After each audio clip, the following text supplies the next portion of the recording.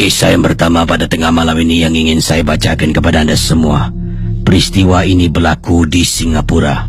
Yang ini pasangan suami isteri memandu pada waktu malam nak pulang ke rumah mereka menggunakan jalan Upper Thomson Road. Rumah mereka terletak di kawasan Marsiling.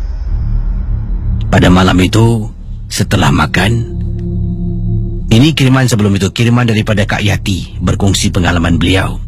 Selepas makan, kami pulang ke rumah menggunakan laluan Upper Thomson Road. Ini adalah suami yang sarankan. Suami sarankan pergi makan. Kemudian balik itu suami kata, jom kita jalan dekat Upper Thomson Road nak. Awak pernah tak pergi? Awak pernah tak singgah dekat Old Upper Thomson Road? Jadi saya pun kata pada suami lah, saya menegur, bang, sekarang dah pukul berapa bang nak pergi? Sekarang lah yang best. Jadi pendengar Ria 897 FM, isteri katanya saya, Kisi kata Kak Yati tidak setuju. Tapi suami kata kita kan dalam kereta, saya yang memandu. Jalan Old Upper Thomson Road ni tak panjang mana pun. Awak ikutlah, jomlah. Kita pun dah lama kan tak ronda-ronda waktu malam, kata suami kakak. Apa nak buat, Casey? Suami dah beria-ia, dah bersungguh-sungguh sangat. Ikut ajalah, dia yang memandu. Paling-paling kalau takut pun kakak tutup mata je lah. Jadi masuk dalam kenderaan, pendengar Ria dapat rasakan hujan. Ya, hujan mula menitis pada malam yang disebutkan. Dalam kereta, suami pun tutup pintu. Pandu, Casey, kami makan dekat Thomson Road, salah sebuah kedai roti prata di sana. Suami mula memandu perlahan-lahan. Kakak pun berbual dengan suami. Kakak tanya, bang, tempat yang kita nak pergi ni tempat apa bang? Takkan awak tak tahu? Sini dulu track Formula 1 kat Singapura, yang first kali, Old Upper Thomson Road. Tapi sekarang tempat ni dah jadi tempat angker. Awak tak dengar ke Misteri Jam 12? Banyak kisah-kisah seram. Sampaikan kalau kan awak ada tengok DVD Misteri Jam 12 berkenaan dengan Old Upper Thomson Road. Tapi bang, boleh percaya ke cerita-cerita tu? Saya rasa macam lakonan semula, macam drama, macam bidik je bang. Memanglah lakonan semula, tapi kisah di sebaliknya adalah perkara yang benar. Akhirnya, Kisi, kata Kak Yati, kami pun sampai di laluan nak masuk Old Upper Thomson Road. Hujan agak turun dengan lebat, agak bising. Saya dengan suami kalau nak bercakap tu harus tinggikan suara sedikit, kuatkan suara. Kalau tidak susah nak dengar. Kemudian isteri kata, okey, suami kata, okey, kita dah nak belok masuk Bismillahirrahmanirrahim. Suami memandu perlahan-lahan masuk ke kawasan Old Upper Thomson Road, saudara. Bayangkan ketika sedang memandu. Untuk pengetahuan para pendengar Ria yang bukan mungkin rakyat Singapura, Old Upper Thomson Road ni adalah sebuah laluan dalam itu laluan jalan lama, jalan dalam. Ini adalah jalan lama Old Upper Thomson Road. Kalau jalan di luar dipanggil Upper Thomson Road. Jadi Old Upper Thomson Road, jalan dalam, laluan yang mana melepasi kawasan Semak Samun, hutan-hutan kecil lah di kiri dan kanan. Kemudian dekat kawasan tu juga, laluan tu juga ada tempat bakar mayat dalam kawasan laluan kecil Old Upper Thomson Road.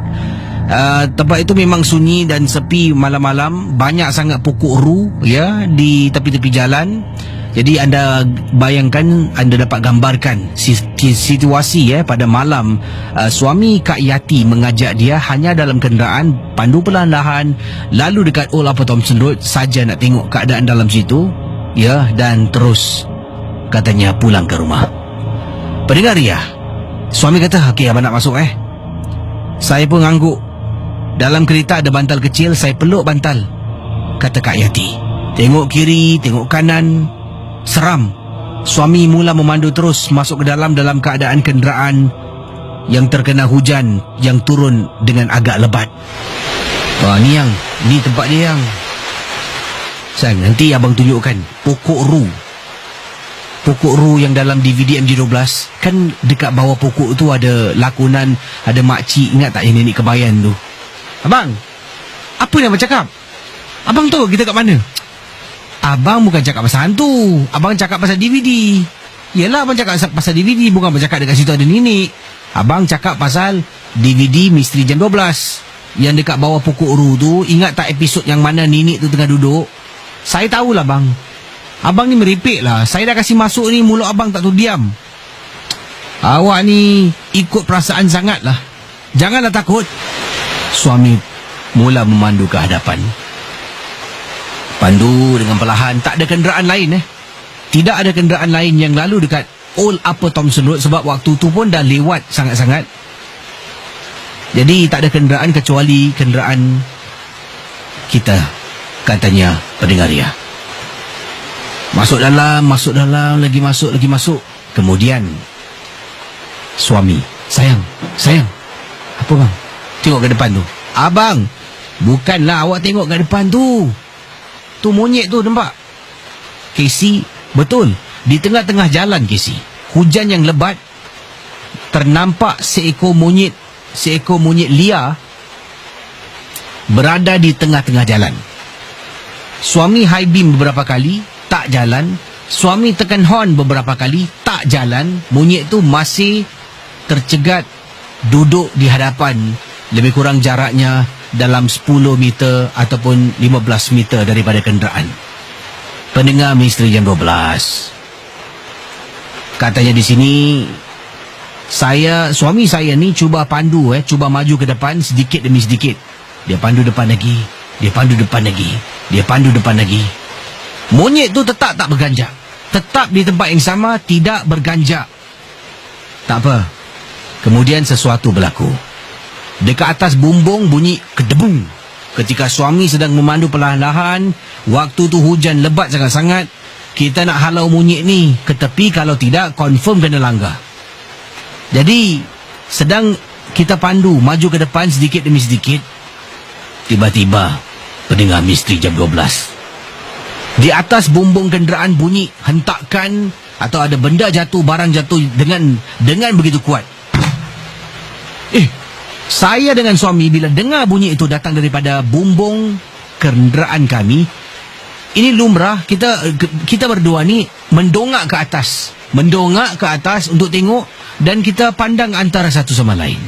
Alangkah terperanjatnya bila kita tengok bawah balik, tengok ke hadapan.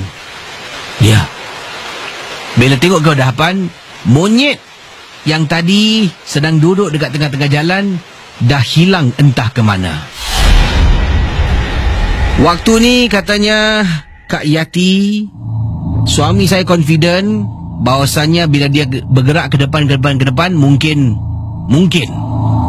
katanya mungkin monyet tu takut dan monyet tu berlalu pergi. Kemungkinan. Kita pun pandu, suami pun pandu perlahan-lahan, masih lagi curiga apa sebenarnya yang menghentak kenderaan kami. Pendengar Misteri Jam 12, sampai dekat pokok ru yang suami sebutkan dalam DVD Misteri Jam 12, ada pokok ru. Dekat pokok ru tu ada seorang nenek yang dikatakan adalah nenek kebayan kononnya lah, yang menghuni dekat bawah pokok tu mengikut kisah Misteri Jam 12. Suami pun berhenti betul-betul dekat tepi pokok. Suami tunjuk, suami kata, Sayang. Apa bang? Ni ke depan. Kata, awak tengok kat tepi awak ni. Inilah pokok ru. Pokok ru yang ramai nak cari dekat Old Upper Thomson Road, tapi tak jumpa-jumpa. Awak dengan saya, kita boleh pula terjumpa dengan pokok ni. Hujan masih turun, masih lebat. Anda bayangkan, tengok kiri, tengok kanan, tengok kiri, tengok kanan, tak ada. Tiba-tiba kakak tengok suami kakak dalam kenderaan yang sunyi, sepi. Suami yang beria-ia sangat nak gunakan Old Upper Thomson Road. Bang, jalan lah bang. Pusing tengok suami sedang tengok depan, tak tengok sebelah kakak dan dia mula membaca Bismillahirrahmanirrahim. Alhamdulillahirrahmanirrahim. Suami baca begitu laju, Casey. Bang. Astagfirullah. Bang, kenapa bang? Abang kenapa? Suami tak boleh tunjuk, tak berani nak tunjuk. Dia cuma gerakkan mata. Dia tengok depan, tapi matanya seolah-olah berbola mata tu selalunya dia gerakkan ke sebelah kiri. Dia gerak kiri. Bang, kenapa bang? Dia gerak kiri. Abang jangan takutkan saya lah bang. Abang okey. Cuma kemudian dia gerakkan matanya lagi, suruh tengok lagi. Saya pun tengok perlahan-lahan. Tengok pusing belakang perlahan-lahan. Pusing belakang. Ya Allah, Casey. Dekat bawah pokok Old Upper Thomson Road, pokok Ru, saya nampak Casey, makcik tua sangat-sangat, sedang duduk memandang ke arah pokok. Saya cuma nampak bahagian belakang saja. Bayangkan. Terima kasih dan selamat tengah malam. Baik, pendengar Ria 897, itulah kisah pertama, agak panjang sedikit kisahnya. Saya berhenti di situ. Jadi bila dia toleh ke belakang, dia nampak ada makcik ni sedang dalam keadaan menyangkung ke duduk ni, memandang ke arah pokok. Hanya nampak bahagian belakang. Suaminya tak terkata apa-apa, hanya terdiam dan mulutnya komat kamit membaca surah. Dalam keadaan ketakutan, isteri pun takut, dan isteri bercakap dengan dia beberapa kali tidak, sampaikan isteri terpaksa meninggikan suara macam "Abang!"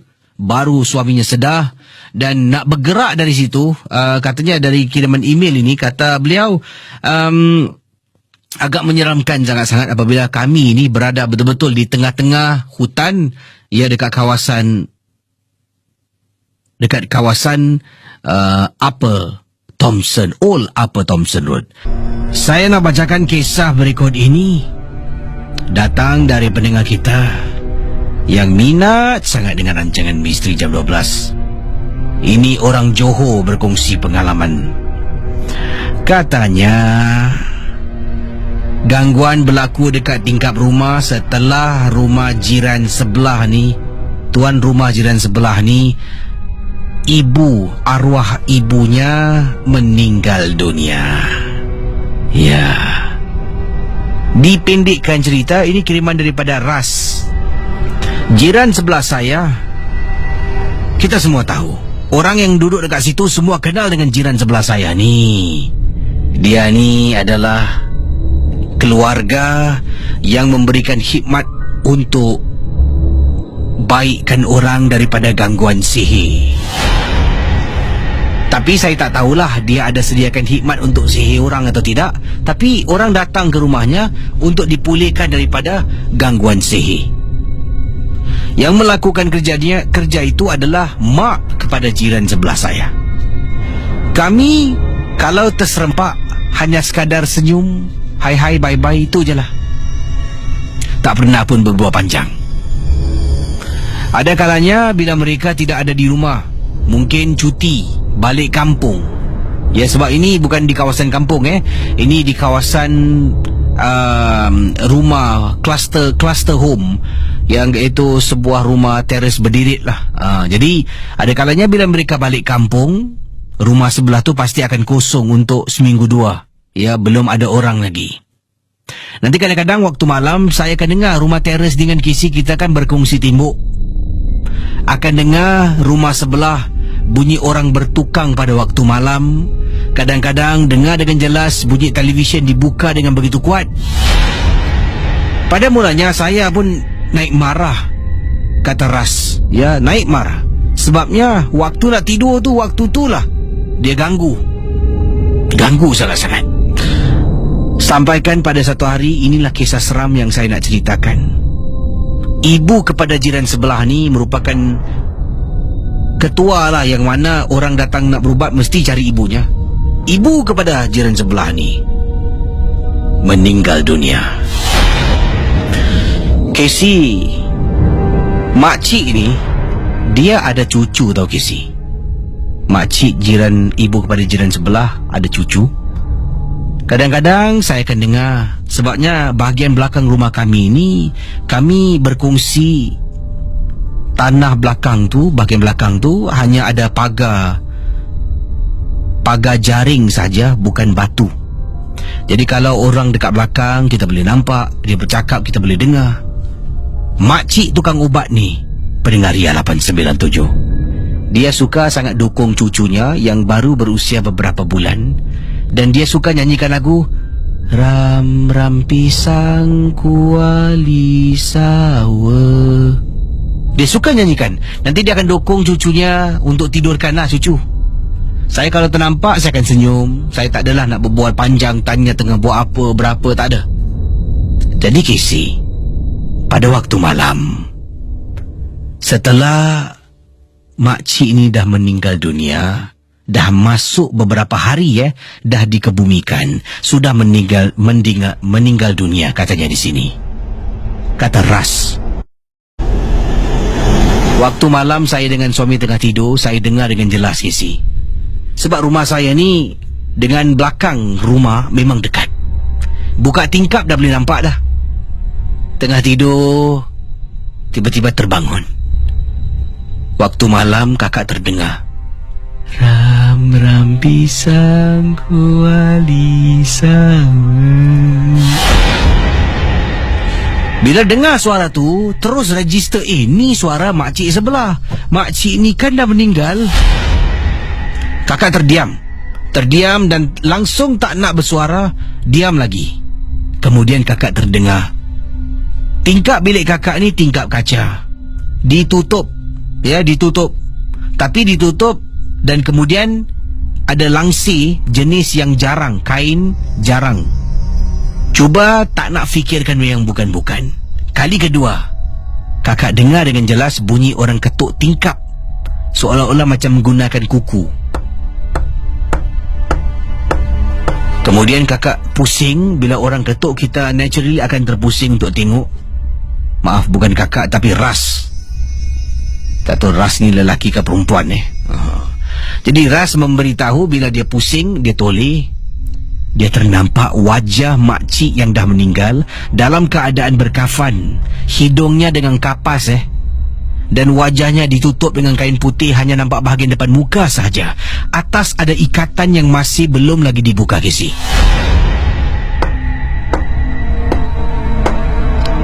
Ram ram pisang kuali sawa. Astaghfirullahalazim. Ya Allah, Casey, seram Casey. Dekat tingkap Casey, dalam keadaan berbungkus, hidungnya berkafan, disumbatkan dengan kapas. Saya nampak wajah makcik, suaranya sama, tengok dekat saya. Ram ram pisang kuali sawa. Hanya Allah saja yang tahu perasaan saya. Saya ingat pesanan suami, saya juga ingat pesanan pakar. Misal kata, kalau ternampak sesuatu, jangan tegur, jangan tengok, buat benda lain. Ingatlah.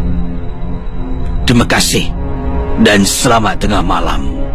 Bersama dengan saya Casey dalam Misteri Jam 12. Berikut kisah yang ingin Casey kongsi dengan anda pada tengah malam ini. Pengalaman yang diceritakan ini berlaku datangnya daripada pendengar yang hanya ingin dikenali sebagai Lina. Gangguan ini mula berlaku setelah dia menemani ibunya. Kata Lina, menemani ibu pergi melawat. Dia sebenarnya tidak tahu dia ni pergi melawat orang sakit. Itu yang dia fikirkan. Casey, saya mati-mati ingatkan saya pergi melawat orang yang sakit. Sakitlah, mungkin demam, sakit kurang sedap badan, mungkin kencing manis. Makcik saya ni. Tapi saya tidak begitu rapat dengan makcik yang ini, sebab ini makcik jauh lah. Boleh disifatkan sebagai makcik keluarga jauh. Saya mendapat panggilan daripada mendapat panggilan dari mak saya waktu saya sedang tidur Waktu tu bila tengah tidur, telefon rumah tu cordless phone berada di tepi bantal saya kerana baru sahaja bercakap dengan suami yang pada waktu itu kerja malam. Mak telefon, saya dah tertidur. Dalam keadaan mengantuk, saya menjawab panggilan. Mak tanya, "Lina, besok mak minta tolong boleh tak? Hantarkan mak pergi rumah Cik Ju." Yelah mak, pukul berapa mak? Dalam 11 pagi gitulah. Jadi saya pun yelah mak, letak telefon. Saya pun tak banyak soal. Kenapa, buat apa. Yang saya tahu, saya bangun pagi, saya siap pergi rumah mak. Pukul 11, mak pun dah turun, naik kereta. Dalam perjalanan berbual dengan mak, tapi bukan tentang destinasi yang kita nak pergi. Tidak. Berbual dengan mak tentang appointment hospitalnya. Mak pun tanya suami dah balik belum, kata belum balik kerja. Dan akhirnya sampai rumah Cik Ju. Makcik jauh. Bila sampai, masuk ke dalam rumah, saya pun ikutlah. Nak ikut mak ni masuk dalam bilik. Cik Ju dalam bilik. Dan saya kelihatan dekat luar ni ada banyak juga selipar, kasut. Ada orang datanglah menziarah Cik Ju. Jadi tengah jalan ni, dah masuk dalam rumah, dah buka sepatu, nak pergi bilik bersama dengan mak saya. Mak saya tulis, "Lina tak apa, Lina duduk dekat ruang tamu dulu." Mak masuk bilik kejap, mak tengok Cik Ju. Sebab dalam bilik tu pun dah ramai orang. Yelah mak, tak fikir bukan-bukan, duduklah dekat ruang tamu duduk. Tengah duduk dekat ruang tamu, baru hati ni terdetik, Cik Ju ni sakit apa tak apalah, nanti aku tanya mak aku. Tiba-tiba Casey terdengar saya dekat ruang tamu seorang diri.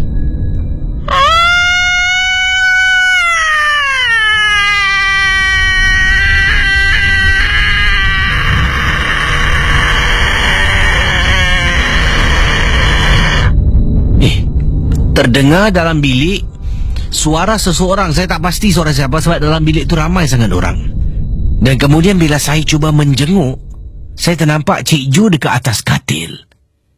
Dalam keadaan sedang duduk di atas katil, dia tengah duduk dan dia sedang mengerang. Suara tu rupa-rupanya datang dari Cik Ju. Kemudian saya ternampak abang mak saya dekat atas katil sedang tepuk-tepuk belakang Cik Ju. Keluar. Dengar dia sebut keluar beberapa kali. Kenapa kau masuk dalam tubuh badan dia? Ini bukan tempat kau. Keluar.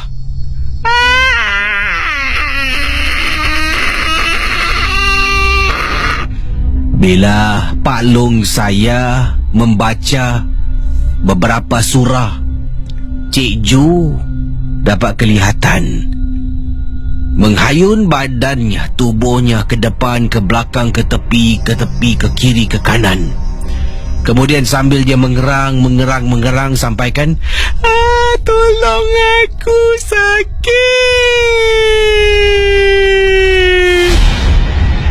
Bayangkan pendengar Ria 897 FM. Rupa-rupanya Cik Ju bukan sakit biasa. Dia sakit dibuat orang. Saya berada di rumah tu hampir 2 jam lebih. Dalam 2 jam tu, mak saya tak keluar dari bilik. Selepas keadaan dalam rumah tu yang begitu tegang kembali lebih baik dari sebelumnya, baru mak keluar. "Lina, jomlah lah, kita balik." Saya pun tak berani nak tanya sebab perkara ini menjadi satu perkara yang sensitif. Saya tak tanya, mak pun tak cakap pasal penyakit Cik Ju. Keluar, mak kata jom balik, hantar mak balik. Hantar mak saya balik ke rumah. Malam tu saya pergi pagi dengan mak, kemudian balik rumah dah petang. Malam tu suami saya keluar pergi kerja, shift malam lagi. Saya dekat ruang tamu sedang menonton televisyen. Tiba-tiba Casey, saya macam terperasan ketika saya sedang menonton TV. Sambil-sambil tu tengok TV sambil main handphone. Main handphone, tengok TV. Dan saya macam terperasan dari tempat sofa yang saya duduk boleh nampak pintu bilik rumah saya. Dari bahagian tepi dengan jelas nampak bawah katil. Katil rumah saya ni, kata Lina, katil rumah saya jenis katil yang bawahnya ada kolong. Katil besi, bukan kayu. Sebab rumah saya ni konsepnya ala-ala Victorian. Katilnya bawah ada kolong dan kosong lah, memang tak simpan barang pun. Agak tinggi platform katil saya. Saya terperasan dekat bawah katil saya macam ada orang tengah baring. Saya tengok sekali lagi, buat kali kedua bila saya perhatikan di bawah katil rumah saya. Kelibat orang yang tengah baring tidak kelihatan. Tiba-tiba meremang bulu rumah saya, katanya Lina. Saya pun masuk ke dalam bilik, tutup pintu bilik, baring atas katil. Mula-mula saya tutup lampu, baring atas katil, kemudian turun balik dari katil, pergi dekat tepi pintu bilik, hidupkan balik lampu dalam bilik. Sebab tiba-tiba rasa meremang, takut, macam tak sedap hati. Tengah baring nak lelakkan mata saya dengar, Lina.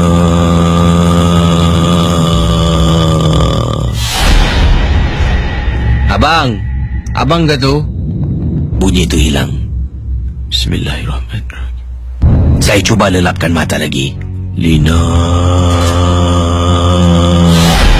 Casey, saya dengar suara orang memanggil saya Lina. Punyalah takut, Casey. Terperanjat saya dibuatnya. Bayangkan pendengar Ria 897. Baik saudara, mohon maaf, saya sedang membaca cerita sebenarnya menggunakan telefon bimbit saya.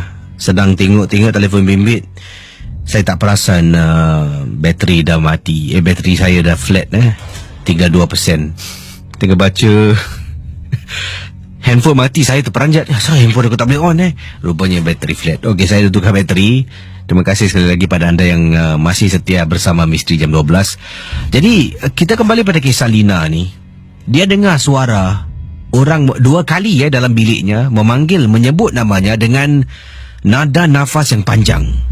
Lina.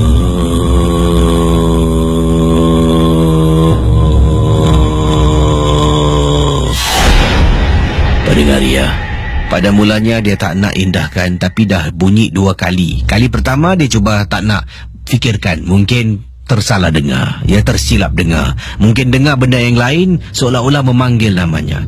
Bila 2 kali dia dengar, takkan mustahil benda tu salah. Saya ada telefon di tepi saya. Seperti biasa saya tidur selalu letak telefon rumah tepi bantal. Saya pun angkat telefon rumah. Saya telefon mak saya. Mak jawab panggilan. Hello mak. Lina lah mak. Lina. Ada apa Lina? Mak tengah buat apa? Oh tak adalah, aku ni tengah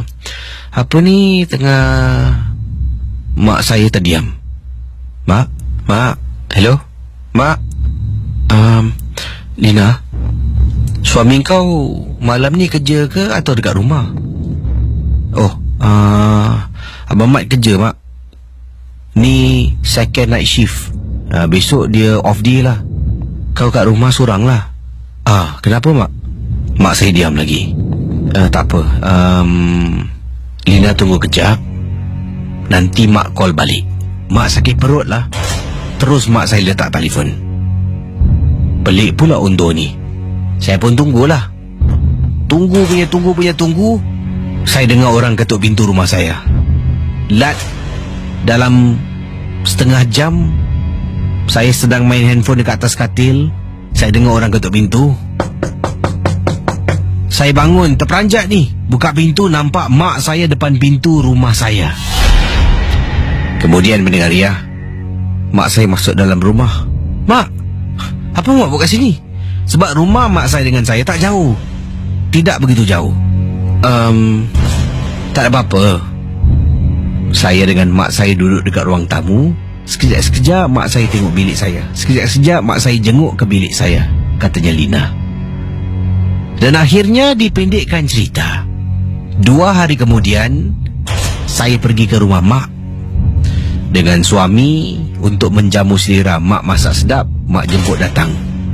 Mak pun kata, Lina, ya mak, kau ingat tak yang 2 hari lepas mak datang rumah kau malam-malam? Kenapa mak?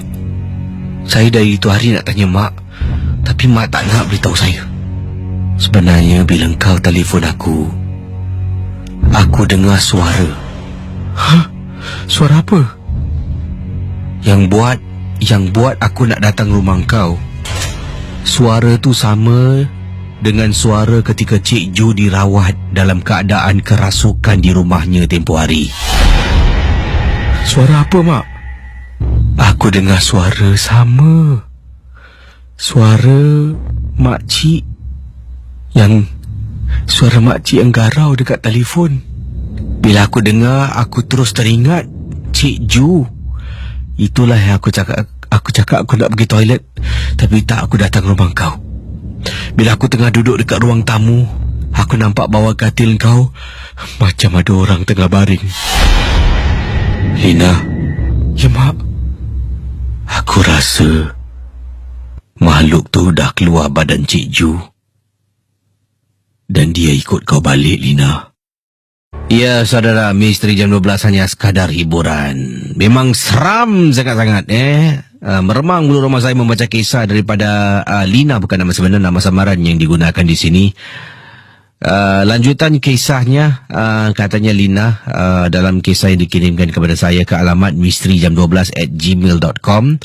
Lina bila mendengar penjelasan ibu, kemudian takut nak pulang ke rumah, dan malah hal ini pun telah pun diberitahu kepada suami, dan sebulat suara telah pun memilih untuk bermalam beberapa hari di rumah Mak Lina, dan kemudian telah pun berusaha mendapatkan pakar perubatan Islam untuk membersihkan rumah tu dahulu sebelum Lina pulang beberapa hari kemudian. Tapi masalahnya memang seram lah kalau buat masa itu, kata Lina dalam kiriman email kepada misterijam12@gmail.com. Bila suami kerja shift malam, Lina akan keluar juga dengan suami, tidur rumah mak untuk lebih kurang nak dekat sebulan lebih, ya, sebelum pulang ke rumah dan keadaan dah kembali pulih seperti biasa. Jadi Lina mengatakan berhati-hatilah kalau kita menemani sesiapa jua lah, mak kita, kawan kita, nak menemani mereka untuk pergi sesi berubat. Sesi berubat kena ganggu, kena rasuk dan sebagainya. Kadang-kadang kita pun boleh jadi mangsa keadaan. Makhluk yang menghuni dihalau keluar. Mungkin makhluk tu tengah nak keluar, dia ternampak saya dekat ruang tamu tengah duduk dalam keadaan ketakutan. Ya, dalam keadaan macam terpinga-pinga. Dia pun tengok, oh budak ni boleh ni. Mungkin dia mendampingi saya pun tak rasa, tak perasan. Agaknya waktu saya sedang duduk meremang bulu rumah tu, itu waktunya dia mendampingi. Saya pulang ke rumah, saya pun tak perasan dia ikut saya. Ya, sampai rumah itulah yang ternampak-nampak, terdengar-dengar dan dapat rasakan seperti ada sesuatu di dalam rumah Lina. Sekian, terima kasih.